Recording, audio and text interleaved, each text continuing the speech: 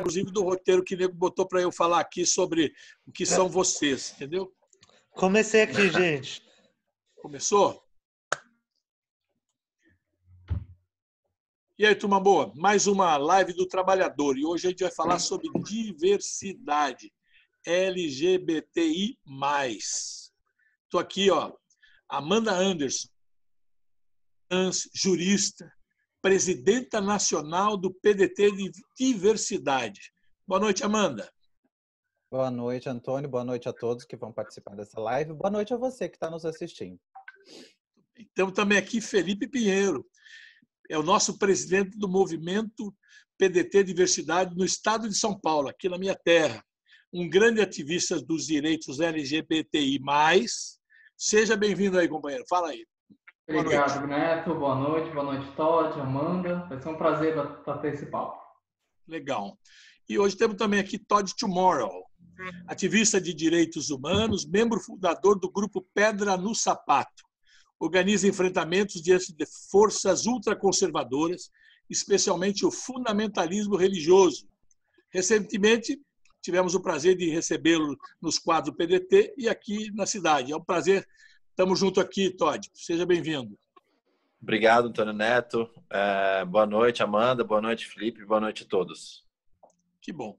Eu quero começar fazendo uma provocação, não é uma conversa, né? Eu quero começar a bate-papo falando um pouco sobre o impacto da pandemia na comunidade LGBTI+. Se eu errar alguma coisa aqui, vocês me corrijam, porque vocês sabem. A gente está sempre aprendendo, e eu quero aprender muito para a gente poder conviver cada vez mais junto e lutarmos sempre junto às nossas causas.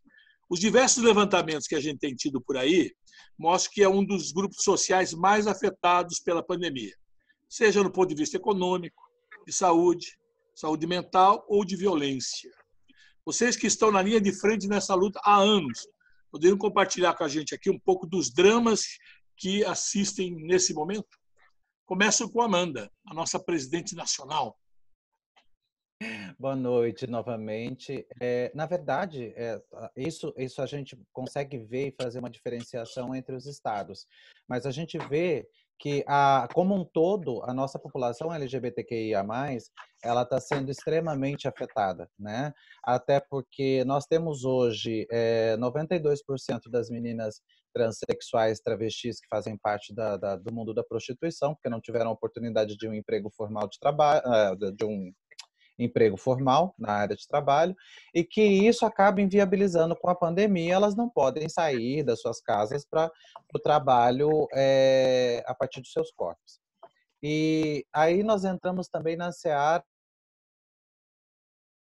né, a LGBI, que muitos foram os primeiros. Também a gente vê um pouco de preconceito, porque nesse 1 ano e meio de governo Bolsonaro, a gente viu que uma desestruturação de tudo que tinha sido construído das pautas e garantias LGBTIs, tanto no mercado de trabalho quanto em outras áreas. Então, essas pessoas elas acabaram sendo as primeiras a serem cortadas dos seus empregos e que agora estão numa necessidade extrema, né?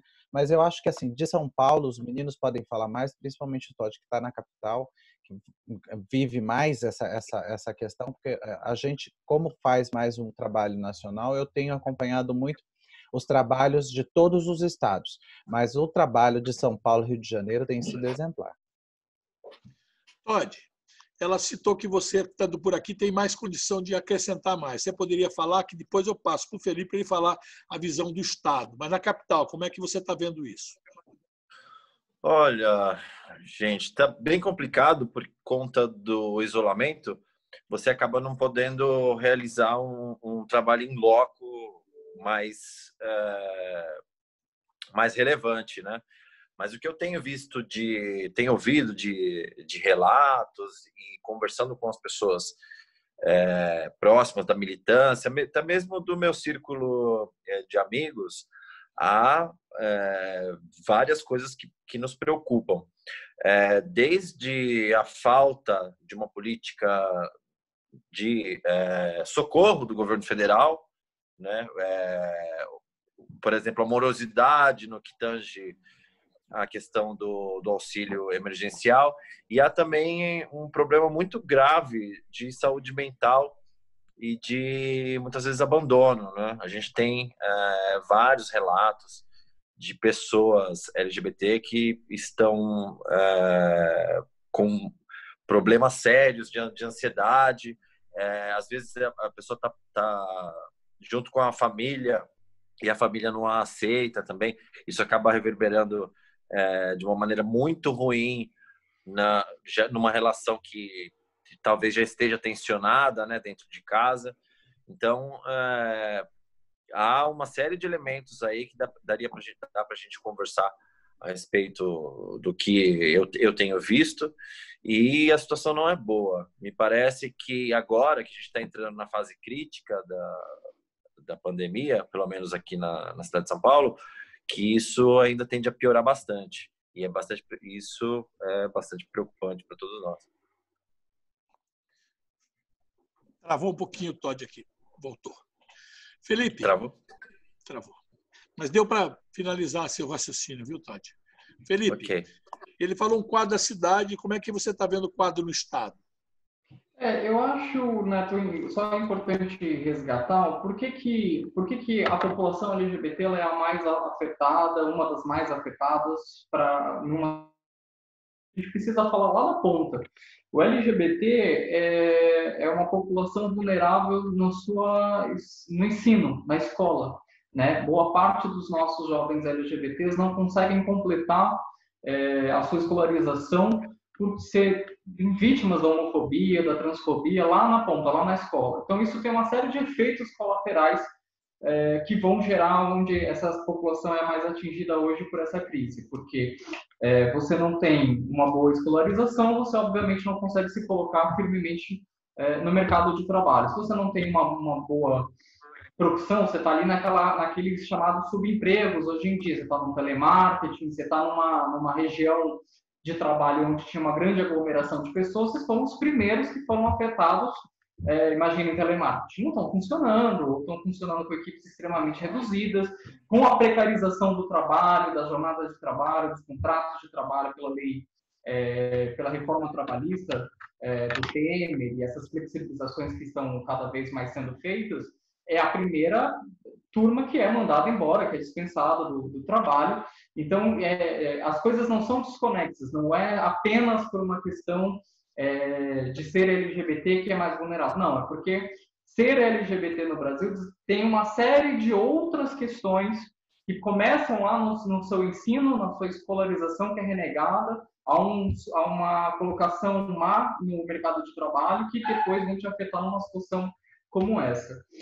Eu tenho visto, de um lado, esse problema, mas de um outro lado também eu acho que é interessante resgatar, tanto na capital quanto no interior, um trabalho de solidariedade. Alguns grupos LGBTs organizados têm conseguido, sim, mesmo com a necessidade de estar na quarentena, de se isolar, mas alguns grupos têm conseguido levantar contatos, alimentos, enfim, conseguir prover algumas coisas de necessidade básica, principalmente higiene e alimento, para as pessoas que se encontram numa vulnerabilidade financeira maior. Aqui na capital, eu acho que tem dois coletivos que eu acho que se destacam mais, que é o coletivo Arouxianos, que é um coletivo que atua ali na região do Lago do Arouche, a família Stronger, que atua na periferia. Em Jundiaí, a gente tem o coletivo Aquenda, em Campinas, a gente tem um coletivo lá também atuando. A capital, você ainda tem as estruturas dos CRDs, que conseguem atuar não só como centro de artes, mas também como centro de assistência social, mas no interior carece dessa política, né? Acho que do interior das grandes cidades, acho que a Campinas é a única cidade que ainda tem um centro de referência, que é do poder público municipal e que consegue atender com assistência social à população LGBT. Jundiaí não tem, São José dos Campos não tem, Taubaté não tem, outras grandes cidades do interior, Sorocaba também não tem, Guarulhos, que é a segunda maior cidade do estado, não tem.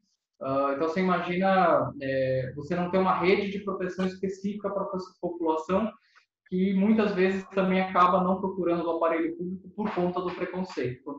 A capital ainda tem uma vantagem quando a gente fala do interior com relação à assistência social.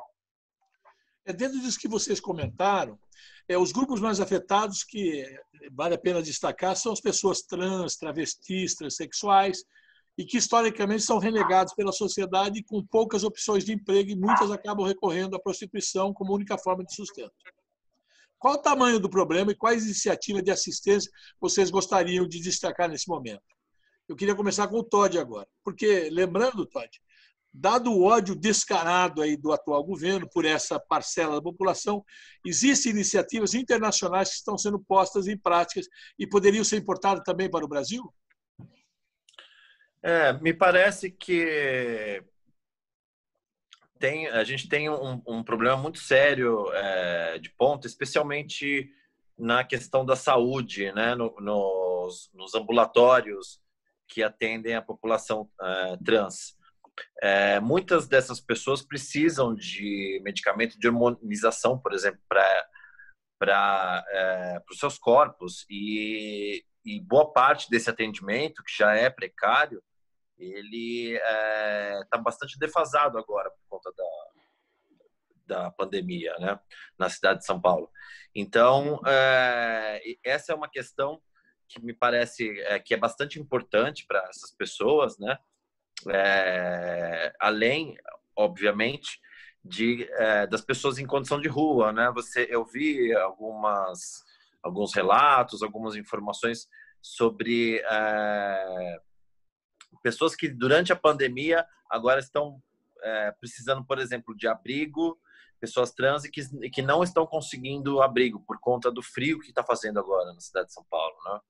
Então, essa é uma outra questão, já que a gente está falando dos mais vulneráveis nessa situação, que justamente são as pessoas trans, como você disse, e as travestis. Na questão internacional, me parece que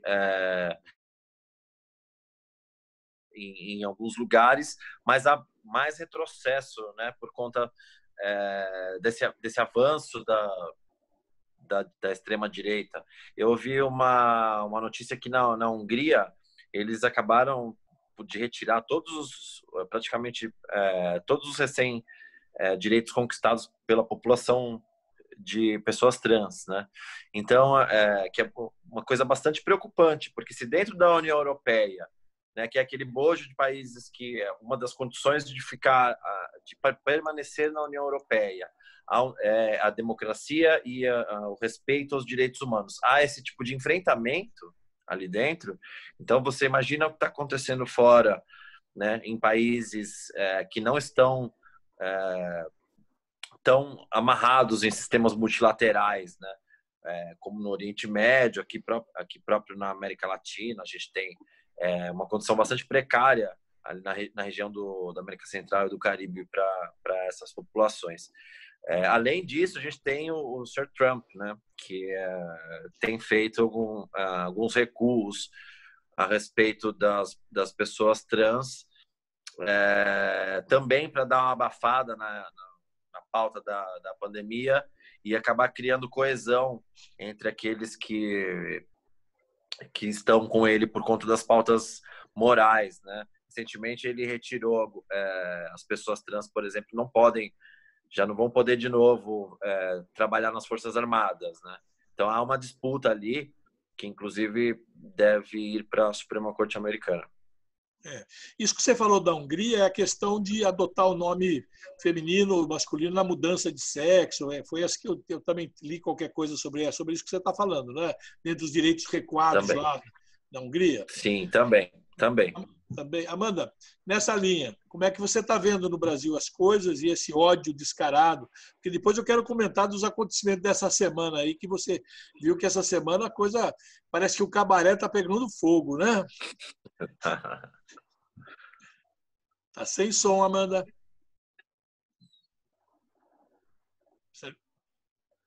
É o que a gente sempre fala, né? O cabaré, na verdade, não tem nada a ver com isso, né? Coitado dos meninos que trabalham. Porque o que está pegando fogo mesmo é esse desgoverno desnecessário que elegeram e a gente é obrigado a engolir, né? E a gente tinha avisado, pelo amor de Deus, não vota. Mas, assim, no Brasil hoje, a gente está vendo vivendo uma realidade do que foi a desconstrução das ONGs, porque o novo governo que entrou, ele desconstituiu todas as emendas parlamentares direcionadas aquelas que já tinham sido feitas em 2018. Então, quando a gente entra num estado de pandemia que o Estado não consegue, o Estado, a União, a Federação, não consegue atender essas pessoas da ponta, que sempre quem atenderam foram essas ONGs, que eles colocaram como ONGs do mal, né? Hoje vê-se a necessidade da manutenção dessas ONGs, porque essas ONGs estão fazendo uma capitulação de recursos, uma captação de alimentos para assistir a essas pessoas LGBTIs que estão à margem da sociedade, ou a essas pessoas LGBTIs que hoje não têm condições de se alimentar. Então, você veja só, durante anos, nós temos as ONGs desde quando surgiu a questão da AIDS no Brasil, que foi em 1978.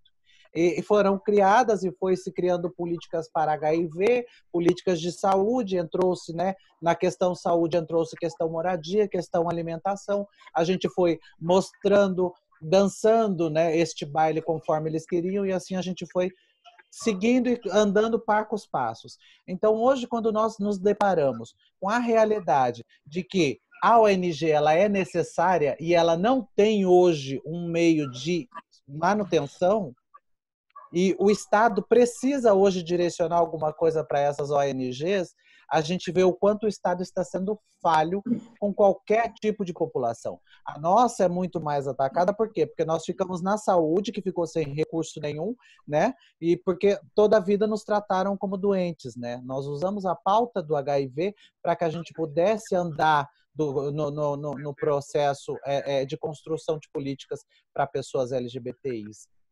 Hoje, nessa realidade, a gente vê que essa desconstrução trouxe o quê? Trouxe muito mais mazela para uma percentagem aí de em torno de 18 a 20% da população, né, que não tem as mesmas oportunidades, que não tem os mesmos direitos, que é excluída da escola, excluída da sociedade, acaba indo para a margem da sociedade, vivendo nos guetos, porque não tem a mesma oportunidade dos outros. E quando a gente luta por essa oportunidade, as pessoas ainda olham e falam que nós queremos privilégios, o que é incrível, né? Eu queria ter o privilégio de ter os meus direitos constitucionais garantidos, somente isso. E olha que eu sou uma pessoa branca, né? De classe média, né? Eu não precisava estar falando isso aqui, mas é uma realidade, porque se eu fosse negra, a minha realidade seria outra, muito pior. Então, eu agradeço a Deus, né, por ter me colocado numa família que tem uma compreensão, que eu pude me dedicar aos estudos, eu pude seguir uma carreira dentro jurídica e política, porque eu gosto muito da parte da política, né? Fui a primeira mulher transexual a invadir aquele Congresso Nacional e causar até o que não devia. Porque a gente conversa com a direita, com a esquerda, a gente conversa com todos. Por que a gente conversa com todos? Porque a gente quer são do pouco que a gente conseguiu até hoje, né? E quando o Todd fala sobre a questão das retiradas de direitos internacionais, assim, é discrepante, porque não é só internacional, também é no Brasil. O Brasil ele só não consegue tirar os direitos conquistados pelas pessoas LGBTs porque foram direitos conquistados pela justiça. Porque se fosse alguma legislação específica, certamente já teriam sido revogados. Só que a gente consegue a manutenção, por quê? Porque é através do Supremo Tribunal Federal, e esse Supremo Tribunal Federal, o que ele diz, ele rege a nossa Constituição, então ele faz parâmetros comparativos e nos dá alguma segurança jurídica para que a gente possa ter pelo menos a manutenção da nossa vida. E uma coisa que é muito engraçada, Neto, mas nessa época de pandemia, os crimes contra LGBTIs aumentaram em 28%, comparado ao mesmo período do ano passado. Então, não é só isso, não é só a fome, não é só a questão psicológica que ataca muito a população LGBTI, mas também que acaba causando suicídios, mas também a agressão a partir deste governo que aumentou consideravelmente. Se você fizer uma análise, 28% de aumento de homicídios de pessoas LGBTIs num período de 3 meses, comparados aos mesmos 3 meses do ano passado, é absurdo. É uma atrocidade com a nossa população. E a única coisa que a gente pede é respeito. Veja você. Então, neste contexto geral, o que é importante? O importante é o respeito. O importante é a gente começar a ver, porque foram conquistadas uma coisa ou outra ali internacionalmente, mas o Brasil é o único que tem o reconhecimento hoje da Unesco de de um patrimônio imaterial que foi a união homoafetiva. Veja, o Brasil ele está à frente, mas através da justiça. Então está na hora dos nossos parlamentares começarem a ter consciência e criar uma proteção para a nossa população. Deixa eu fazer um adendo antes que eu esqueça. Para você ter uma ideia, a população LGBTI, muitos não conseguem ter acesso ao auxílio emergencial porque não tem documento, não tem RG e CPF. E muitas pessoas trans, tanto mulheres trans como homens trans e travestis, não conseguiram o auxílio emergencial, porque quando se cadastraram, Neto, o que constava, até te envio se você precisar, o que constava na tela da pessoa que já fez a retificação de nome e sexo, que não conseguia definir o sexo nos quadros da Receita Federal, então por isso era negado. Para você ter uma ideia,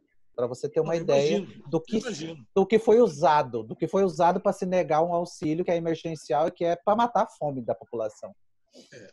A incompetência desse governo para distribuir dinheiro para pobre, para povo que precisa, nós já sabemos. Não sei se é competência ou é deliberado, né?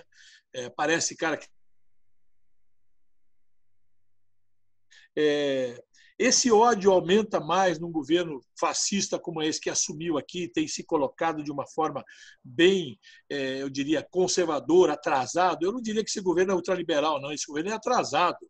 Ele é muito atrasado, né? Pegando essa fala que a Amanda colocou, de a gente ter um patrimônio imaterial, que a Unesco reconheceu, todas as conquistas, e aí entra um governo com este perfil, né, que parece que fazendo até um paralelo, saíram do armário para valer esse povo atrasado demais, não é verdade? Então, como é que você vê esse ódio e quais são as coisas que você tem visto aqui no Estado de São Paulo de prática de assistência que você gostaria de destacar para que a gente pudesse divulgar e cobrar? A Amanda até falou nessa questão da violência, também falou na questão dos cadastramentos para o auxílio emergencial. Mas que mais que a gente pode fazer? Como vocês estão fazendo? Pois é, Neto, eu acho que a gente ainda tem que continuar na fala da Amanda, né? Porque, assim, 28%, ele não é coincidência. É claro que os mecanismos de números que apuram esses dados de violência também se aperfeiçoaram muito ao longo dos anos, o que acaba dando maior efetividade aos números, maior desconfiança nesses números. Mas 28% de aumento comparado com não tem uma outra explicação que não seja a legitimação do discurso da violência, do ódio. Acho que todos aqui se lembram quando o Bolsonaro foi para o segundo turno ainda, o vídeo que circulou nas redes sociais dizendo assim, era um grupo de torcedores de um time no metrô, numa estação de metrô aqui em São Paulo, e eles gritavam, agora o Bolsonaro vai matar viado. Era esse o grito do eleitorado, daquele que ia para o segundo turno, né? Então, as pessoas saem para a violência legitimadas por um discurso pelo chefe maior, né, da nossa nação. Eu acho que também isso se materializa, também voltando a falar um pouco sobre o mundo do trabalho, que eu acho que é uma coisa que para nós é a pauta principal da Amanda, nas discussões que ela faz no Congresso Nacional, que é a questão da empregabilidade. Antes desse governo, nós tínhamos alguns avanços de núcleos de empregabilidade. Então, se a gente falava que a gente tinha lá na ponta um problema de escolarização e que acarretava a empregabilidade, começaram a ter iniciativas via Ministério dos Direitos Humanos, via secretarias especiais, articuladas com os estados, independente de quem era o governador ou não, de trazer uma consciência para as grandes empresas, para trazer a população LGBT para o mercado de trabalho. Para ter um exemplo assim, prático, que eu acho que singular. A Coca-Cola e a Siemens, até o ano passado, tinham dentro dessas empresas um núcleo de diversidade. Isso não significa que a gente renda amores por essas empresas, não saibam das suas imensas contradições. Mas é sintomático, é significativo dizer que um núcleo que pensava dentro do universo de milhões de trabalhadores ali como combater a homofobia e a transfobia dentro dos seus espaços de trabalho. E é óbvio que isso havia incentivos, havia questões fiscais, é claro que não acordaram num belo dia e resolveram salvar o planeta, mas existiu, para quem precisava na ponta dessa política pública. E você imagina um governo fascista que assume com esse discurso e ganha a eleição com a pauta anti-LGBT, né? Porque o Bolsonaro ganhou a eleição usando a gente de escada, né? Usando o nosso sangue de escada. Foram as primeiras coisas nessa história de redução de custo, nessa história de... Então, a primeira coisa que a gente precisava resgatar, com certeza, Neto, eu sei que a questão do emprego é uma pauta geral para todos, mas ser LGBT é por si só uma exclusão do mundo do trabalho, né? Para muitos trabalhadores e muitas trabalhadoras. A Amanda estava falando aí de alguns privilégios que ela tem, eu queria, se ela me permite, fazer um parênteses que é bastante importante, que além dos privilégios dela ser branca, dela ser de uma família de classe média, ela também tem um grau de passabilidade enquanto mulher transexual, também é um privilégio, ela sabe disso. Aquela mana que ainda tem os traços mais visíveis, ou seja, ela ainda, até chegar, para sair da casa dela, para chegar em entrevista de trabalho, ela pode ser apedrejada. Né? Existe uma questão ainda mais problemática, a questão um LGBT negro, afeminado, sofre 3 vezes o preconceito, ou seja, é negro, é afeminado, é LGBT, e como é que ele vai para uma entrevista de trabalho? Então, é uma questão complicada. Mas essas foram as primeiras estruturas a serem desmontadas, a estrutura de empregabilidade e também a estrutura de assistência social mesmo. Próprio aqui na capital, Bruno Covas, a gestão Dória, tem desmontado centros de referência, tem desmontado o pouco que existia. E São Paulo, olha, que é um dos estados ainda mais avançados em termos de estrutura de assistência social e editais de cultura, que davam uma outra possibilidade de renda para artistas LGBT, sobretudo. E a gente já está se preparando para uma nova eleição municipal e tem todos os projetos de governo, a gente tem que começar a incluir essas pautas para que essas pautas possam ser também rediscutidas, porque nós também sabemos que a eleição, em que pese ele venha com todo o discurso, eu tenho no movimento sindical, por exemplo, eu tenho dirigentes sindicais que apoiaram o Bolsonaro. Eu tenho certeza que também existem grupos LGBTIs que também apoiaram o Bolsonaro e alguns até continuam apoiando, como existem em todos os segmentos. Mas só um parênteses importante, que um desses LGBTs que apoiam o Bolsonaro é um deputado estadual aqui de São Paulo e hoje teve visita da Polícia Federal, né? Eu esqueci agora o nome do rapaz, não sei o que, Garcia. É um dessa gente fina, elegante, sincera, LGBT. Esse eu nem sei se é. Eu não sei se é ou ele assumiu porque ele fez uma imbecilidade na Assembleia e depois falou, não, olha, eu não posso porque eu sou também da comunidade, essas coisas todas. Mas, veja, na verdade, eles arrancaram ele do guarda-roupa, Neto. Ele foi obrigado a arrancar do guarda-roupa porque ele teve um ato transfóbico com uma parlamentar que é transa em São Paulo. É verdade. Mas a reunião de 22 de abril, que saiu semana passada, que a gente teve o desprazer de assistir, desmascarou de vez todo o ódio que esse conjunto de administradores, né? Porque o que a gente viu ali, um dizendo assim, não existe, eu tenho ódio de índio, eu tenho ódio de cigano, eu tenho ódio disso. E aí você vê o ministro da Fazenda, lá, o grande da Economia, dizendo assim, olha, o presidente quer. E vira para a mulher, que é a secretária dos Direitos Humanos, lá e diz a ela, olha, nós temos que ter aqui realmente o jogo. Dane-se, eu não vou falar a palavra que ele falou, porque nós temos respeito aos quem nos assiste, mas dane-se quem vier, é adulto, ele vem aqui, ou seja, pregando inclusive turismo sexual no Brasil. Perfeito? A gente não pode falar palavrão nessa live? Não pode, mas eu evito. Eu evito. Porque senão vão dizer que a nossa live é igual a reunião daquela coisa. Eu não quero ser comparado nunca com aqueles caras. A gente pode achar adjetivos diferenciados. Né? Você viu? E aí tudo isso aí desencadeou uma série de coisas que já vinham vindo. Esta semana tivemos as ameaças daqueles grupos mais reacionários que tiveram, por serem protagonistas de fake news, de ataque ao Supremo, de ataque a nossos deputados, nossa Câmara, nosso Senado, tudo isso tiveram suas casas com buscas e apreensões e parece que andaram achando que estavam acima do bem e do mal. Nessa semana também o Aras, que é o nosso procurador-geral, né, está pedindo para suspender toda o processo judicial das fake news, e agora que estamos chegando ao esquema maior de como se elegeu esse governo através das mentiras, das fake news, como é que ele se sustenta, denegrindo todos os demais atores sociais, sejam eles o que forem, que não são favoráveis a ele, e aí quando você acha o núcleo, acha as suas ramificações, e aí ele vem para engavetar. Como é que é a história do engavetador geral da República? De novo? O engavetador geral da República. De novo? Na verdade, assim, ele pediu a suspensão do inquérito no STF, do inquérito das fake news, mas ele não tem competência para isso, né? Então, qualquer delegado da Polícia Federal sabe que foge à competência dele fazer o pedido de arquivamento deste inquérito. Mas pedir não dói.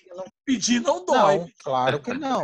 Mas engraçado que ele pediu depois de acho que 2 dias que o presidente foi lá e fez uma visita. Não, anteontem, que o presidente foi lá e fez uma visita surpresa, né, numa nomeação da PGR. Não foi isso? É a posse dele, acho né? que foi na terça-feira.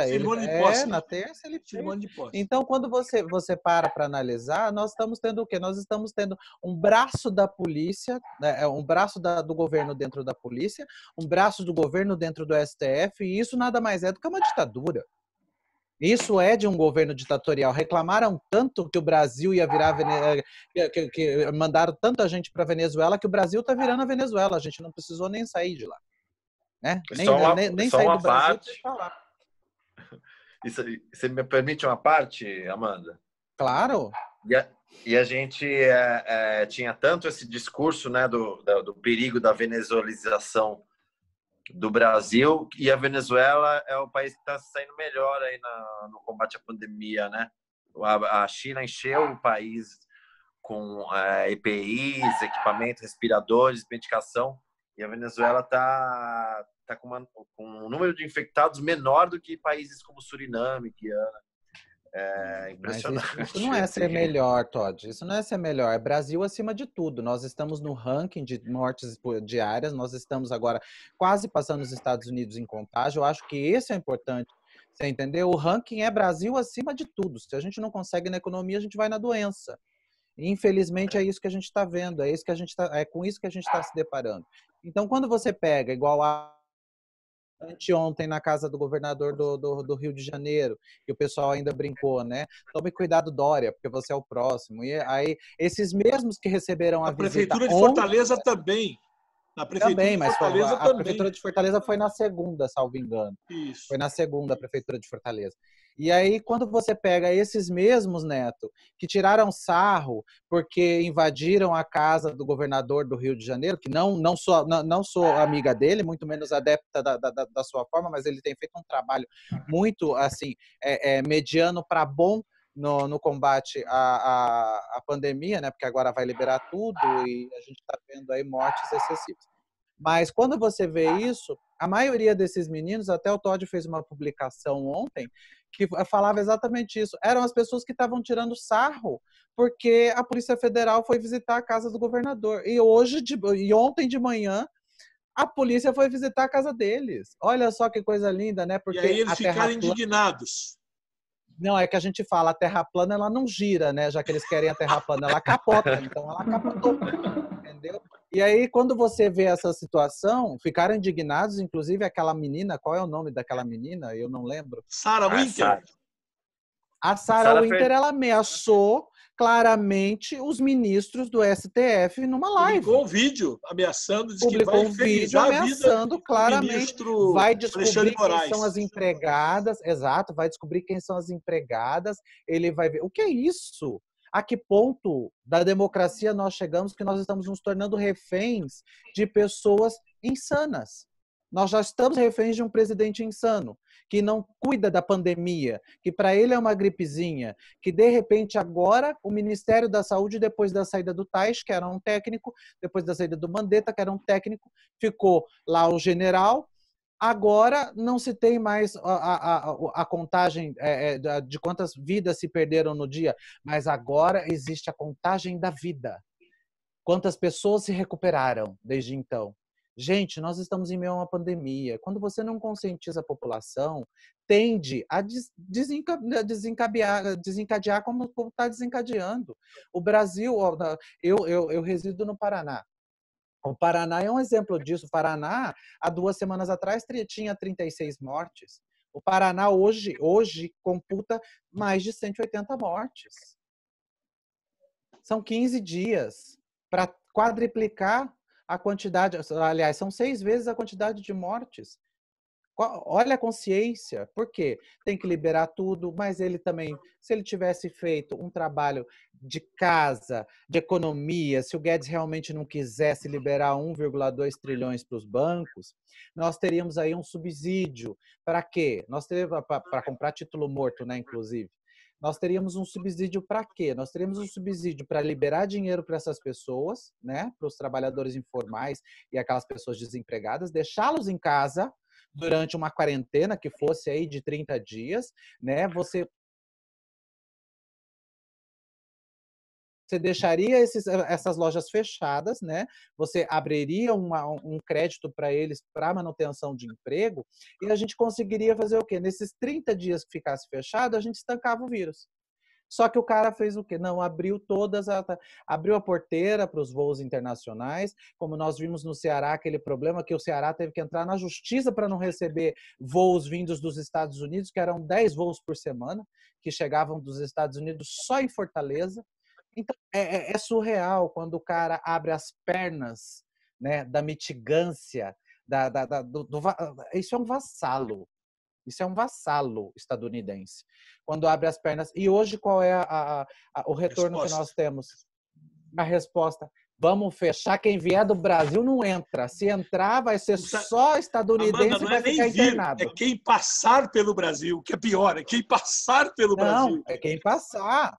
Quem passar. Você passou, está carimbado o Brasil, você já não entra lá. Então, essa é a nossa realidade. A nossa realidade, Neto, ela está sendo criada, não é só da população LGBTI, mas da população como um todo. Se você parar para analisar, hoje as pessoas estão morrendo sem ter assistência, que foi o que aconteceu na Itália. Nós tivemos o exemplo da Itália para seguir. Aí nós também tivemos a Angela Merkel para seguir, da Alemanha, que falou fecha tudo. Itália. A gente está seguindo, deixa o negócio criar calma, mas calma. A gente tinha que ter seguido o exemplo para ver aonde podia chegar, entendeu? Claro. O exemplo bom que eu falo é o da Merkel, que a gente devia ter fechado tudo e falado, fica em casa, né? Porque nós vamos cuidar de você, porque a sua vida é mais importante. Não, no Brasil hoje, o que é importante, e infelizmente, Neto, é a economia. O povo brasileiro não é importante. E agora, quando nós vemos esses patrões saindo na rua com seus carrões, né, buzinando, pedindo para a volta do comércio, é porque eles começaram a se tocar que sem a mão de obra eles também não têm como ter o seu sustento. E eles fazem o quê? Eles maltratam esse empregado, porque eles querem colocar esse empregado, esse trabalhador, eles querem colocar num ônibus com mais 200 pessoas, enquanto eles vão continuar nos seus carrões de luxo, no ar-condicionado, sem nenhum contágio. É uma vergonha o que a gente está passando no nosso país, infelizmente. Todd, presta atenção. Hoje a gente teve 1.086 óbitos. Identificados mais 20.599 novos casos. Nós estamos com 411.821 casos e 25.598 mortos. Veja você. E aí continua o despreparo, o desrespeito e a organização federal pressionando os empresários para pressionar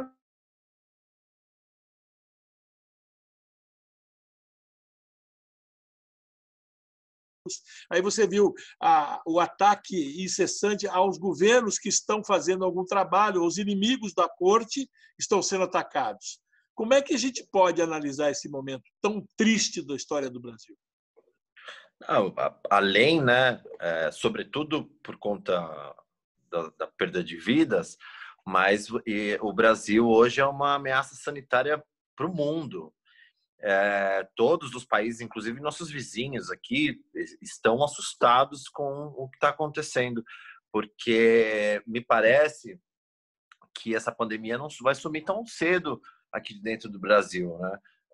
Enquanto outros países adotaram medidas mais rígidas e um controle que permitiu com que a tão famosa curva de contágio fosse achatada, você tinha uma discrepância brutal entre o que dizia a nossa principal autoridade da República e o que afirmavam dois ministros da saúde e também as autoridades em nível estadual e local. Isso nos custou um preço muito grande. Também toda essa bobagem de que é dito que a quarentena é quem estaria empurrando um dano à economia, sendo que quem está empurrando o dano à economia é o vírus, né? Você vê países, por exemplo, como a Suécia, que não fechou no primeiro momento, ela tem um número muito maior do que os países vizinhos, como Noruega ou a Dinamarca. Ela vai crescer menos também, assim como os seus países vizinhos. Uma queda brutal, mesmo sem ter fechado parte do que não era essencial, né? Então, assim, há um encontro marcado com a história nesse momento, porque a gente está vivendo um fato histórico, né? E as pessoas, especialmente para as pessoas públicas, né? As suas biografias estão sendo escritas agora. A gente vê um completo descaso por parte do presidente e alguns dos seus ministros sendo obrigados a endossar as bobagens que ele diz. Do contrário, precisam se retirar do Congresso, do governo. O próprio Guedes, né, que o chamado mercado sempre achou que poderia ser uma força moderada, que moderaria, né, todo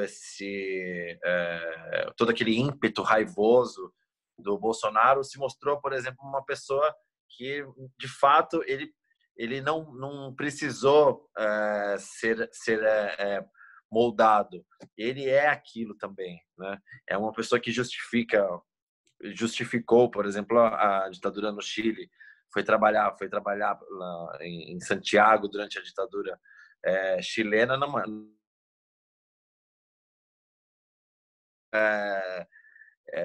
Eu gosto de pensar, de imaginar que em algum momento as pessoas, o que elas fizeram, o que elas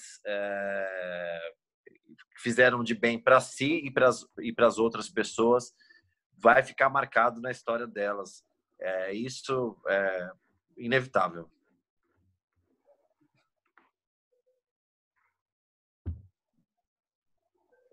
Felipe, a gente tem discutido nas centrais sindicais que é possível você reabrir aquilo que são necessários, é necessário rediscutir a reconversão industrial, mas, acima de tudo, antes de qualquer coisa, precisa definir protocolos de proteção à saúde, higiene e medicina do trabalho. Por exemplo, vai ter que trabalhar no comércio, então, o que a loja tem que ter para o comerciário estar protegido e para o cliente que está chegando à loja? Isso a gente começou a pautar. As centrais têm pautado isso em reuniões com governadores.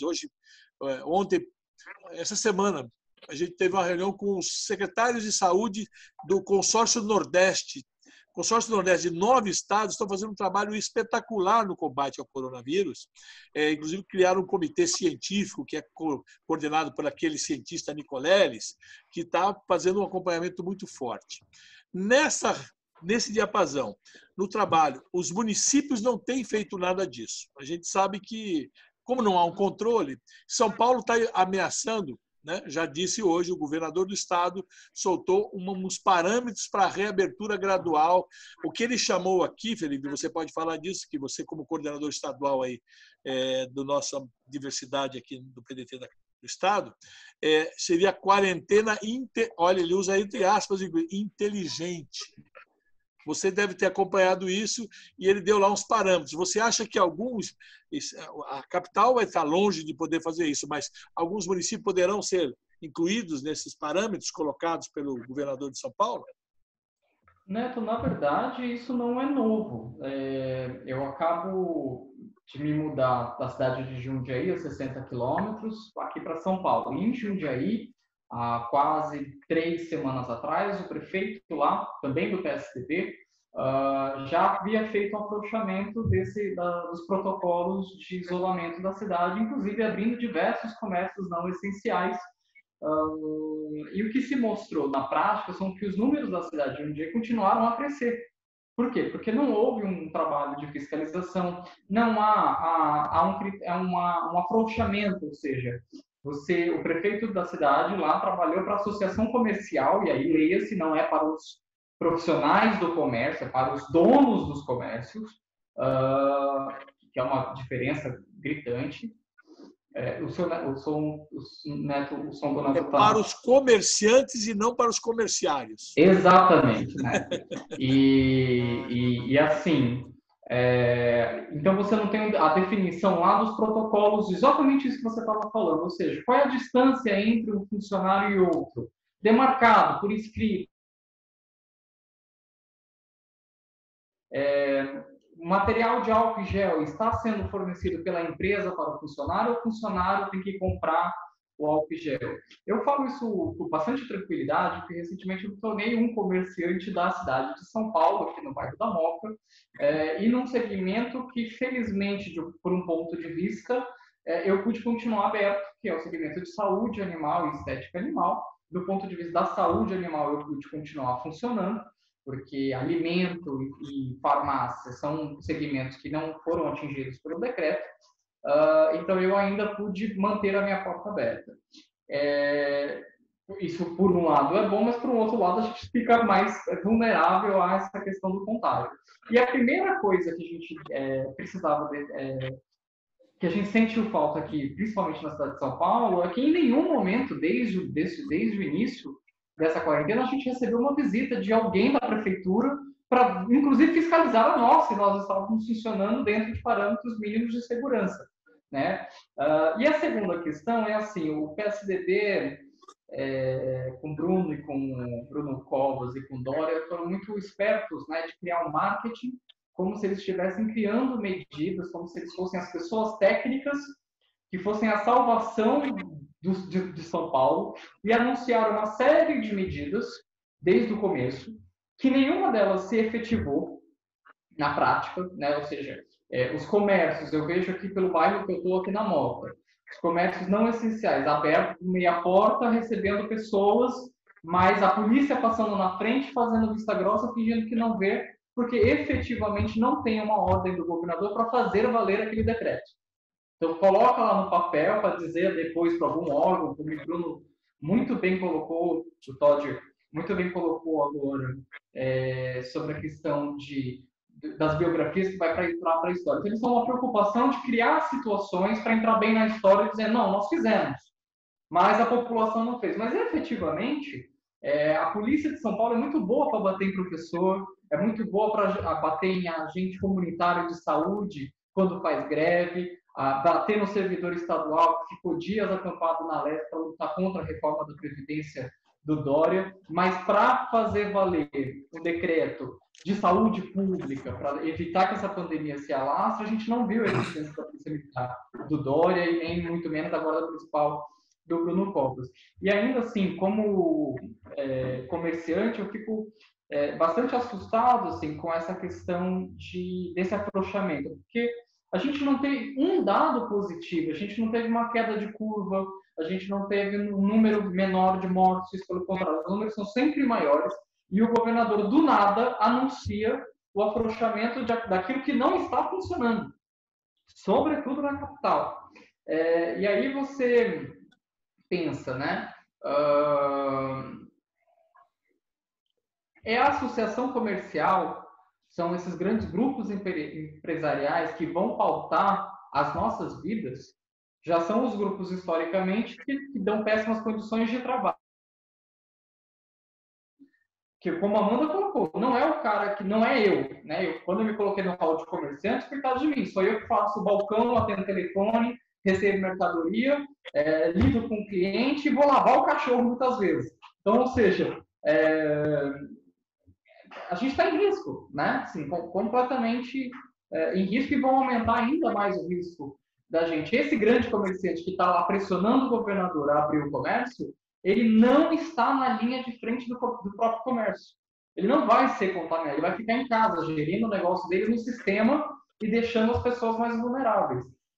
Eu fico realmente muito triste de ver, triste, mas não desapontado, e em nenhum momento me deixei enganar que era exatamente essa agenda que o Bruno Covas e o João Dória, em algum momento, iam ser pressionados a seguir. Porque sempre governaram por esses grupos econômicos e não ia ser agora de diferente. O que eles criaram foram protocolos, narrativa de que eles fizeram algo e tentaram algo, mas vão jogar na culpa do trabalhador, esse sim que precisava realmente trabalhar a conta disso, da ineficácia das medidas deles, e aí a consequência, infelizmente, a gente ainda vai ver. Amanda, pós-pandemia, como é que você está vendo, especial para a diversidade, pelos grupos LGBTI+, como é que você está vendo o retorno disso? Porque nós sabemos que o mundo começa a se organizar para voltar. O Brasil ainda vai passar pela curva, mas vai voltar. A gente sabe que, assim como tudo passa, coisa boa e coisa ruim, essa também vai passar. E nós sabemos que a pandemia e o próprio coronavírus, a gente só vai ter certeza de cura quando tivermos uma vacina. E quando não tivermos uma vacina, vamos estar afadados a isso. O grande problema que a gente sempre discutiu, isso sempre, por que nós defendíamos e defendemos esse tal do isolamento horizontal, é em função de você não sobrecarregar o sistema de saúde. Porque aí o povo pobre vai morrer sem conseguir acessar o setor. Como é que você está vendo para as comunidades LGBTI+, o retorno dessas coisas todas, o retorno pós-pandemia? Quais são as suas perspectivas? A gente tem que pensar da seguinte forma: o retorno pós-pandemia ele está previsto no Brasil para após março do próximo ano. O pessoal estava falando, é novembro, é julho, né? Começou julho, agosto, setembro, outubro, novembro, mas a gente tem uma previsão, e isso já foi feita a previsão por Oxford, que o Brasil só vai passar, o pós-pandemia no Brasil vai ser a partir de março. Por quê? Porque as pessoas têm brincado com a saúde pública, né? Saem na rua sem máscara, sem proteção, nem deveriam estar na rua, idosos passeando em shopping, né? Então, o pós-pandemia não tem o que a gente pensar. A gente está pensando no agora, como a gente vai ajudar a nossa população no agora, como a gente pode socorrer os mais carentes agora. Pós-pandemia, ano que vem, que seja esse ano, a gente pensa uma outra coisa, porque esse ano já suspendemos todas as atividades que nós tínhamos no parlamento, justamente para também nos salvaguardar, né? E estamos seguindo, pensando no hoje, como a gente pode ajudar hoje. Vamos comprar máscaras, vamos distribuir máscaras. Até minha irmã, nós compramos uma máquina de costura e a minha irmã está fazendo máscaras para a gente fazer distribuição. A gente distribui álcool em gel. Então, é isso que a gente pode fazer hoje. Não adianta a gente pensar no amanhã, Neto. Hoje a gente não tem como pensar no amanhã, né? E ainda mais como a gente fala, com esse bando de fake news que a gente vê aí, né? Esse inquérito das fake news que não aprova hoje ele está provando os ataques contra o STF. Mas e essas fake news sobre a cloroquina, Neto? Essas fake news sobre a chá de boldo. Chá de boldo. O próprio presidente dos Estados Unidos me sai com uma que tem que tomar detergente. As pessoas estavam se intoxicando, Neto. Veja a que ponto nós chegamos da incoerência humana. Então, a gente tem que lutar agora, porque a gente está tendo que enfrentar 3 leões. Antes era 1 leão por dia, agora são 3 leões por dia. Né? E ainda a gente vê esse financiamento público e privado dessas fake news, né? Que até essa semana saiu o Sleeping Giants Brasil, que foi uma iniciativa maravilhosa. Né? E aí comunicou o Banco do Brasil retirou a publicação desses sites que divulgavam fake news. Aí a gente teve um dos filhos do nosso chefe de Estado foi lá e reclamou, o Banco do Brasil devolveu, e nós tivemos o que na quarta-feira? O TCU tendo que entrar e falar para o Banco do Brasil, não, você não vai financiar fake news. Veja o absurdo que a gente está vivendo no agora. Então, vamos pensar em construir, porque esse ano a gente já parou. Né? Agora nós tivemos o dia 17 de maio, foi o Dia Internacional de Combate à LGBTI-fobia. Nós temos no dia 28 de junho o Dia do Orgulho, né? LGBTI. Então, a gente vai pensar agora como a gente vai fazer em meio a esse processo. Como a gente pode acolher essas pessoas em meio a este processo pandêmico internacional. E a gente precisa também, quer queira, quer não, a nossa comunidade, a nossa população, né, porque eu acho que comunidade é pesado, que nós somos uma parcela relevante da população, a nossa população, ela é uma população carente e então é a hora da gente realmente dar as mãos, entendeu? Eu até estava brincando que eu escolho um amigo por dia para ligar, para saber como está. E por vezes eu ligo e a pessoa chora, porque a pessoa está sozinha e não tinha ninguém. Veja, é um ato tão imbecil, uma ligação, uma coisa tão irrisória, mas que transforma a vida da pessoa naquele momento. Então, é isso que a gente tem que fazer. Vamos pensar no agora. Depois da pandemia, a gente pensa como é que a gente vai matar 1 leão por dia de novo, porque agora a gente está matando 3, e a gente vai ter que matar muitos mais, né? Porque agora, ontem mesmo, depois que saiu todo aquele revodu do STF com a Polícia Federal indo visitar. Lembrei o nome do menino, o deputado Douglas Garcia, que é o menino que teve que ser arrancado do guarda-roupa aí em São Paulo. Teve que abrir a porta, escancarar e falar: oi, cheguei, porque foi transfóbico, né? Depois dessa questão dessas fake news que a gente está vendo, a gente vai fazer o quê?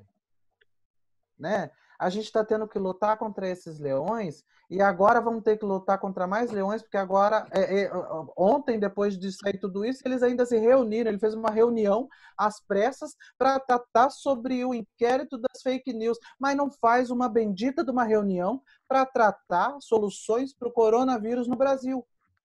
Para ver... Você me permite só uma parte? Deixa eu só finalizar esse aqui. Para ver qual vai ser o direcionamento, como vai ser a saúde. Cancelou a compra de respiradores, na época do Taish, 15 mil respiradores, porque o Taish falou, não, conforme for dando, a gente vai movendo os respiradores. Meu Deus, é uma pandemia, vai dar no Brasil inteiro. E que vai afetar é pobre, porque o rico vai para o Albert Einstein. Por favor, né, Neto? Como fizeram os ricos do Pará, que pegaram aviões e vieram para São Paulo, para Brasília, não é isso? E lá, né? E lá o prefeito decretando que as empregadas domésticas eram serviços essenciais. O que você ia falar, Felipe? Não, eu fiquei pensando na sua pergunta. Eu acho que eu concordo com a Amanda que o momento é do agora e bastante, mas assim, a gente não pode parar. Eu acho importante didático a gente lembrar que a população LGBT não vive a sua primeira pandemia em menos de 40 anos. A gente teve nos anos 80 a AIDS, né? E ela teve uma consequência muito concreta, muito fácil da gente colocar, infelizmente muito renegada, inclusive na história do país, pouco se fala sobre isso, que é a consequência da AIDS no movimento organizado, no movimento civil LGBT. né? A pandemia da AIDS, nos anos 80, ela matou uma geração de militantes, uma geração de ativistas LGBTs, e que nos anos 90 a gente tem um grande avanço da pauta feminista, sobretudo sobre leis, uma série de conquistas. Ainda na Constituinte, em 89, a gente teve, com o CAO, com militantes, inclusive deputados do PDT, nessa conquista para a criminalização do racismo, enfim, uma série de conquistas já ainda na Constituição, e aí ao longo dos anos 90 isso se estrutura em outras políticas públicas. E nos anos 90, a agenda do movimento LGBT, ela praticamente ficou parada. E ela ficou parada por consequência de um problema de saúde que a gente teve lá nos anos 80 e a falta de estrutura, de cuidados, né? Isso era doença de veado, e a gente morria mesmo, né? Aos milhares, aos centenas de milhares. Se a gente não tomar cuidado, isso é importante usar essa live para deixar isso claro, a Amanda tem feito isso com os nossos dirigentes nos estados, de dizer, bicha, fica em casa. Se você não tem motivo para sair de casa, fica em casa. Né? Assim, se cuida triplicado, porque nós precisamos de cada uma e de cada um de vocês nesse pós-pandemia, porque as conquistas que nós tivemos recentes, elas são cada dia mais frágeis. Por mais que essas conquistas tenham sido via STF, a gente tem um bando de gente louca por aí gritando pelo fim da STF, dizendo o golpe militar, ou seja, a gente está num fio muito frágil, muito sensível, para a gente ficar tranquilos também que as conquistas estão asseguradas. Eu sei que a Amanda não quis dizer isso em momento algum, mas para ficar reforçado de que a gente corre um risco muito grande da gente perder militantes importantíssimos de manutenção e de ampliação dessas conquistas. Eu acho que, para responder concretamente sobre o pós-pandemia para a população LGBT, a gente corre um risco de ter algo que a gente já vivenciou nos anos 80 e que, infelizmente, a grande mídia, os historiadores, as próprias organizações políticas, inclusive a do nosso campo, deixam um pouco esse assunto de lado quando a gente fala de direitos e movimento LGBT. Parece que o movimento LGBT começou só agora, e não, ela vem de uma história. Acho que o Todd tem contatos aqui em São Paulo com pessoas maravilhosas da militância, mais antiga, inclusive, e da atual, que podem falar um pouco mais sobre isso, né, Todd? Mas é por isso que eu falo, Felipe, que é melhor a gente pensar no agora, entendeu? Porque o depois a gente já passou por isso, né? A gente pensou na década de 80 em construir um movimento, década de 90 nós tivemos essa parada porque o povo foi morrendo. E eu acho que é importante isso. Vamos ajudar quem a gente tiver que ajudar, vamos auxiliar quem a gente tiver que auxiliar. Se acontecer, mas fique em casa, gente. Pela misericórdia do Senhor, fique em casa, usa álcool em gel, máscara, preservativo, que já foi comprovado que até por relações sexuais passa também o coronavírus. Por favor, gente, vamos nos cuidar. Amanda, eu tenho feito reuniões com dirigentes sindicais, reunindo assim 60, 100. Pessoas estavam numa angústia, numa depressão do seu isolamento, que a partir do momento que você começa a conversar, como nós estamos fazendo aqui agora, olhando para os olhos dos outros, nós estamos trocando. Como você falou do telefonema, que as pessoas choram, porque elas estão isoladas, depressivas, todos esses problemas. A gente já tem tanto problema na vida e também mais esse de ter obrigado ao isolamento. Então, o que eu tenho recomendado para os dirigentes sindicais, olha, comece fazendo reunião com a sua diretoria. Aí chama a sua diretoria, reúne com a diretoria, começa a trocar informação, começa a orientá-los. Aí começa a ver com as empresas. O meu sindicato, Amanda, Felipe, Todd, nós estamos fazendo aqui assembleias virtuais para negociação coletiva. Assembleias com 300 pessoas, 200 pessoas. O diretório da capital, Amanda, fez uma reunião, não foi, Felipe? 140 pessoas virtuais, discutindo. Gente, eu não sei se a gente fizesse presencial, se nós teríamos essa quantidade de pessoas. Mas, ou seja, é a necessidade das pessoas se verem, se ouvirem e trocar. Então, o que eu tenho falado nesse momento da pandemia, principalmente as pessoas que estão mais angustiadas, é necessário que a gente abra diálogo com eles. É por isso que eu comecei a fazer esse monte de live aqui. Eu estou conversando todo dia com todo mundo, para que a gente possa, além de abrir o espaço, segundo, orientar as pessoas, e por último, dizer o seguinte: façam isso. Como você, o Felipe falou que vocês estão fazendo a reunião, você reúne todos os presidentes estaduais, então ele como presidente estadual reúne todos os municipais. Aí não só os municipais, mas os diretórios, ou seja, a própria direção, para que as pessoas troquem informação. Não é assim, Todd, que a gente tem que fazer? Eu estou surpreso com esse número de pessoas que vocês estão conseguindo receber, né? Porque eu penso que uma live, quando ela é muito povoada, né, ela acaba ficando meio caótica. Você vê o próprio Rodrigo Maia, que não pode pautar um processo de impeachment, porque, além de, obviamente, não ter os votos, como ele ia conseguir organizar uma sessão com 513 deputados por vídeo, por áudio e vídeo, né? Fora as comissões e tudo mais. Mas sim, você desculpa, tem só razão. uma coisinha, Todd. Felipe, você participou da reunião do diretório, que a gente teve quase 140 pessoas? Sim, estava organizadíssimo. Porque nós organizamos o seguinte: a presidência dá o informe, o secretário-geral dá o informe, aí as pessoas se inscrevem. Falaram mais de 40 pessoas, 3 minutos cada um. Foi uma reunião de 2h30. Foi fantástico. Maravilhoso. Ontem tivemos da executiva você vai estar na estadual próxima TV. Todo mês nós fazemos reunião. Você vai assistir. Entendi. Não, acho que as pessoas estão aprendendo, né, a utilizarem tecnologias de uma maneira que antes a gente achava impossível, né? Eu mesmo sempre achei muito difícil fazer uma live com muita gente, né? Talvez por nossa falta de tato e essas ferramentas, e por conta de a gente não se organizar, né? Às vezes precisa de alguém para organizar. Eu mesmo foi meu aniversário agora em abril, aí fiz uma festinha pelo telefone e ficou impraticável, ninguém conseguia falar, eram, sei lá, 20 pessoas, porque não tinham, ainda não, as pessoas ainda não estavam acostumadas com o uso de ferramentas como agora estão, né? A gente está sendo obrigado a criar uma certa organização, porque é tudo muito novo também para a gente, né? Live para mim é uma coisa que, por exemplo, eu em raríssimas eu participei. Então ainda é uma coisa que as pessoas vão ter que se adaptar aí para o próximo período, que parece que será longo, né?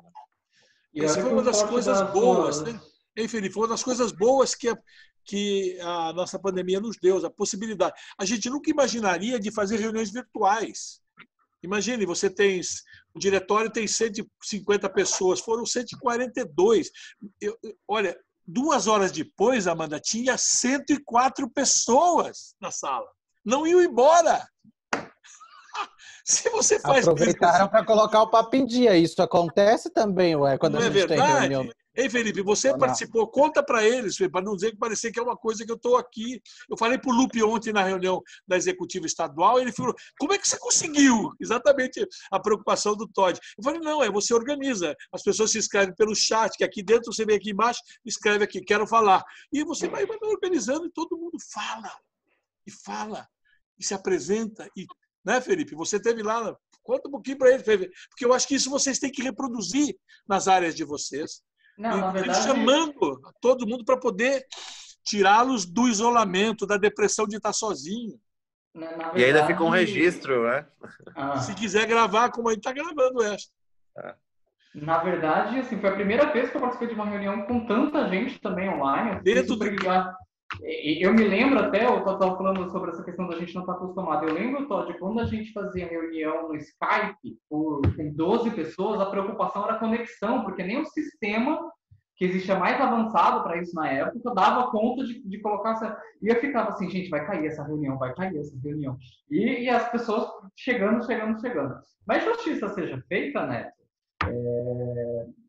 o resultado dessa reunião de 140 pessoas participando online não é acaso também, ele é fruto de um trabalho sério, responsável, de base, que você vem alimentando no PDT da capital, desde que você assumiu, que você organizou um diretório que não tinha histórico de trabalhismo, não tinha, vamos ser claro que o PDT da capital é um antes do Neto e é outro depois do Neto, não desmerecendo quem construía antes certinho, mas é um fato que em salto de organização, de vivência política, eu acho que o Todd, jamais teríamos pensado em trocar um outro partido pelo PDT de organização e construção pela esquerda que você tem feito aqui na capital. E assim, não é... Na verdade, o que você fez hoje foi colocar para o virtual uma agenda que o diretório da capital já tinha pessoalmente, né? Então, assim, a gente já reuniu o diretor, você fez o Lupe fazer uma reforma na nossa sede em São Paulo, porque o auditório, que não era pequeno, da capital, já não estava dando mais conta de atender as pessoas que se reuniam lá. E se reuniam lá para discutir as maneiras da diversidade, os movimentos tinham agenda, de mulheres, o negro, o sindical, a juventude nossa, que é bastante ativa, você tinha as próprias reuniões das zonais, aí o PDT não estava mais contente em se organizar só na capital. Aí vamos começar a montar os PDT da Zona Leste, da Zona Oeste, do bairro X, do bairro Y, mas que acabavam tendo que se encontrar no diretório para se constituir. Então, não é um acaso, não é um acidente também. Eu sei que existem essa excepcionalidade, mas eu queria, sim, deixar registrado o trabalho excepcional que eu acompanhava lá de Jundiaí, e toda reunião que eu tinha, nos diretórios do interior, eu sempre dizia, gente, quer um espelho,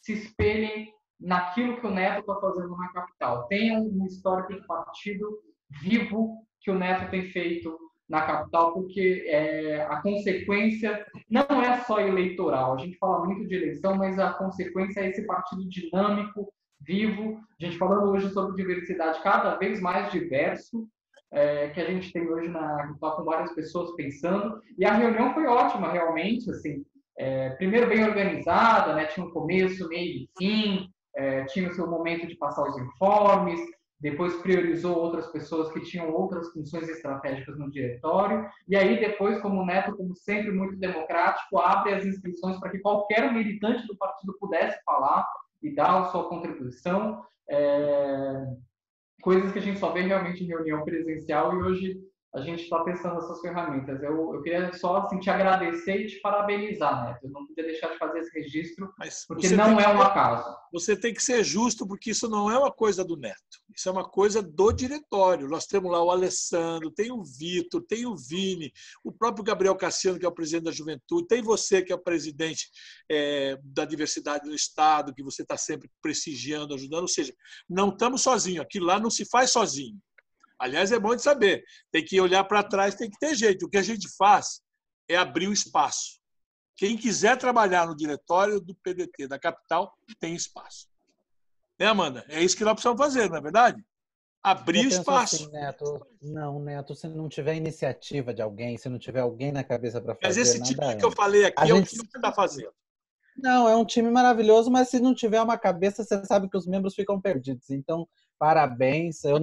Eu já tinha visto esses relatos. Nós já estivemos juntos em São Paulo antes dessa pandemia, conversamos bastante sobre isso, sobre essa reorganização que você estava fazendo no partido, que eu achei incrível quando você me... Meus parabéns, porque, gente, 140 pessoas numa live, meu pai do céu. Se a gente... Anteontem teve reunião dos presidentes de movimento com os vices da fundação, você precisava ver, foi bem organizada, mas assim, cada um ao seu tempo, né, aquela organização, mas um não consegue ligar o microfone, o outro não consegue ligar o vídeo, o outro não consegue, porque é difícil todo mundo, né, ter essa agilidade com essa modernidade. Eu, por exemplo, sou uma que apanhei muito e vou continuar apanhando, mas a gente é só apanhando que a gente aprende, né? A minha geração não tinha aprendido ainda a fazer essas coisas. Luizinho, me abre que eu possa projetar alguma coisa para eles verem aqui a foto da nossa reunião. Me autoriza a colocar aqui, Luiz? Pode continuar, Amanda. Eu pedi para ele abrir para eu poder postar aqui. Não, eu tinha acabado mesmo. Mas, Todd, assim, você que está chegando agora, né? E venha com essa representatividade, com seu carisma, com todo. Como é que você está vendo e quais são os desafios que você se coloca para o futuro nessa área que você atua? Que prática que você gostaria de agregar nas atividades do PDT Diversidade de São Paulo?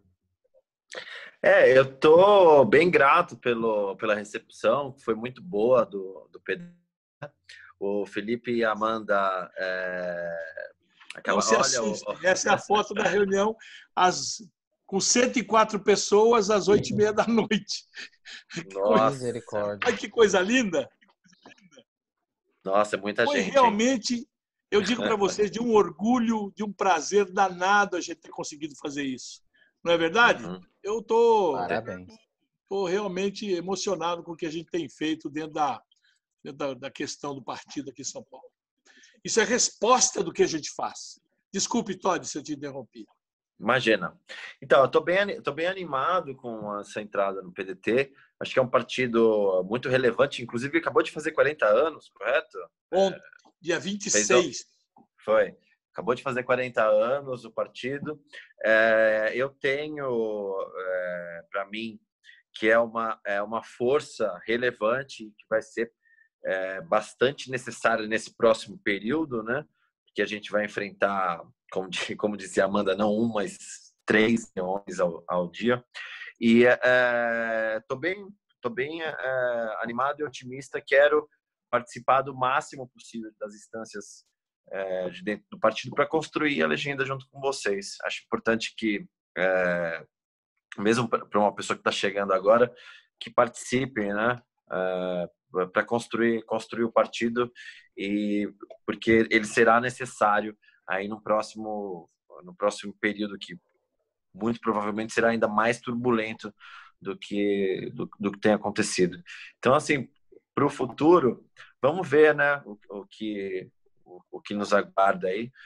O que eu estou esperando, almejando, é a queda do Bolsonaro, que acho que é o principal, que acho que é o que todo mundo tem interesse. Não por conta de projetos políticos pessoais, mas porque o país não aguenta mais, né? Então, acho que essa é tem que ser nosso principal foco de toda a oposição do campo progressista e mesmo do centro democrático, a direita democrática também. Me parece que eles estão focados em algo parecido com o nosso campo. Então, é isso, vamos para frente. Não há mais tempo a perder. Muito bem. A gente está caminhando para o final. Eu queria que agora vocês dissessem suas palavras finais e as suas mensagens aí. Vamos começar com o Felipe, a nossa presidente nacional, que olha, quero dizer para você que foi um prazer inenarrável tê-la aqui, viu, Felipe? Neto, querido, obrigado por esse espaço. Você tem sido assim, fantástico com essas lives que você tem colocado. Tenho visto todos os movimentos, toda a pluralidade do partido tem conversado contigo, os pré-candidatos têm feito lives específicas também, discutindo as questões as problemáticas da cidade de São Paulo. E agora a gente faz essa conversa com a diversidade e a gente, acho que, conseguiu mostrar com essa live que a gente não é desconexo com os problemas do país, né? Não existe movimento de diversidade à parte do que o país está vivendo hoje. A gente sabe falar sobre todos os assuntos e conecta esses assuntos, claro, com as nossas vivências cotidianas e práticas. Eu acho que você contribui muito para isso. Dizer que o PDT Diversidade do Estado de São Paulo se orgulha muito de ter o maior número de pré-candidaturas de LGBTIs, não só aqui do Estado de São Paulo, mas o PDT Diversidade, presidido pela nossa querida Amanda, que também não é um trabalho de coincidência, é um trabalho dessa mulher guerreira que não para em casa, está sempre na ponte aérea viajando o país, constrói. Nós somos hoje um partido político com o maior número de pré-candidaturas de LGBTIs, que vão disputar as eleições com a nossa bandeira, com o nosso histórico, né? Com o nosso programa, principalmente. Eu acho isso importante.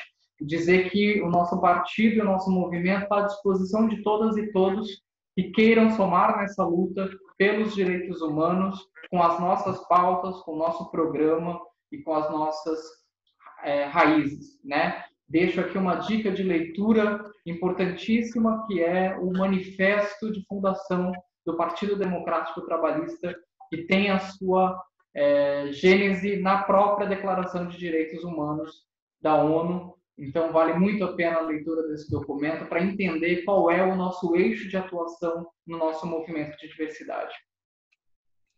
Todd, eu quero primeiro dizer que seja muito bem-vindo ao PDT da Capital. Para nós é uma honra muito grande tê-lo conosco, meu querido.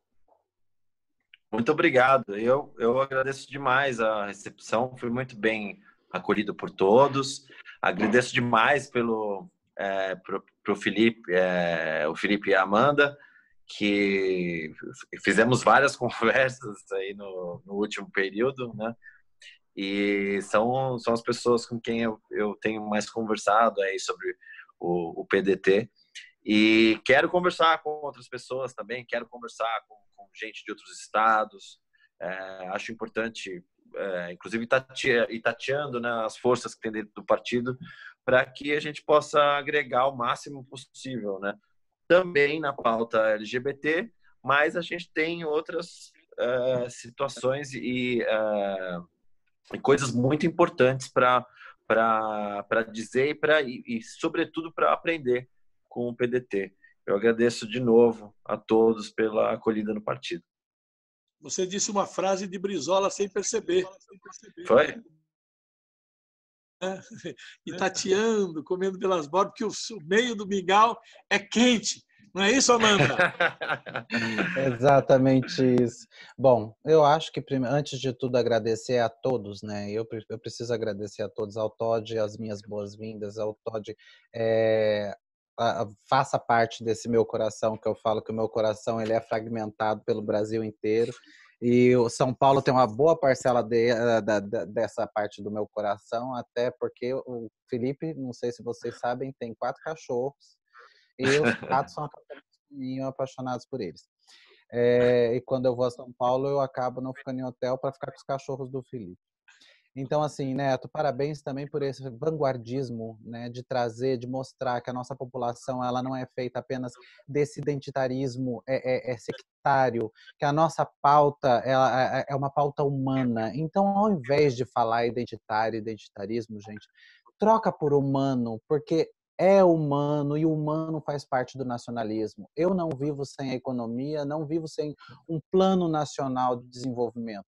Porque um plano nacional de desenvolvimento ele vai incluir todas as populações, sejam eles as populações, as minorias ou populações minorizadas, né, que são os excluídos ainda, que por mais que sejam maioria na população, hoje nós não temos o reconhecimento de uma mulher com igualdade de salário, de um negro com equiparação de emprego e oportunidade de trabalho e estudo. Então a gente tem que parar para analisar que essas pautas elas são humanas, elas fazem parte do nosso país, elas fazem parte do nosso cerne nacional e elas fazem parte do PDT. Foi muito bom, Felipe, lembrar do Manifesto Trabalhista, porque lá fala claramente isso. Qual é a luta do PDT? A luta do PDT é uma luta humana, humanitária, é uma luta pela inclusão, sem excludentes. Então, por isso, parabéns também, né, ao PDT pelos 40 anos. Nós estamos aí completando 5 anos de diversidade. O único partido que tem um movimento de colaboração partidária no Brasil LGBTI. Vejo orgulho disso para nós também, Neto. Com assento efetivo nos espaços de deliberação do partido, porque eu acho isso importantíssimo de destacar. A Amanda não é um enfeite. Nós não somos secretarias ou setoriais, nós somos a executiva nacional, nós opinamos, nós deliberamos. Então, essa é a importância hoje desse partido, Todd, que te recepciona. É um partido que te recepciona, que valoriza a diversidade de fato, valoriza o humano e te transforma num cidadão. Seja bem-vindo, obrigado a todos que nos acompanharam por essa 1 hora e lá vai bordoada, né? Mas, estamos juntos sempre, sempre, sempre, sempre. E o que precisar, eu já falei. O Neto não vai entender esse bordão, né? Mas eu vou falar. Gente, meu telefone é igual da Marcela Chave de Fenda, tá em qualquer orelhão, é só você pegar e ligar a qualquer hora que a mamãe atende, a mamãe conversa com você. tá? Precisou, mamãe tá livre. Um beijo para todos e obrigado. Tarefa do Neto é pesquisar sobre a chave de fenda. Olha, esse é o nosso PDT Diversidade. Eu tive uma honra, o prazer de conversar com a Amanda, que é a nossa presidente nacional, o Felipe Pinheiro, que é o presidente estadual aqui do estado de São Paulo, e um dos mais recentes ingressados aí no PDT, Todd Tomorrow, que vai ajudar a construir o PDT Diversidade, não só na capital, mas também no estado de São Paulo e no Brasil. Muito obrigado mais uma vez, foi uma honra e um prazer muito grande conversar com vocês. Até uma próxima oportunidade. Obrigado. Obrigada.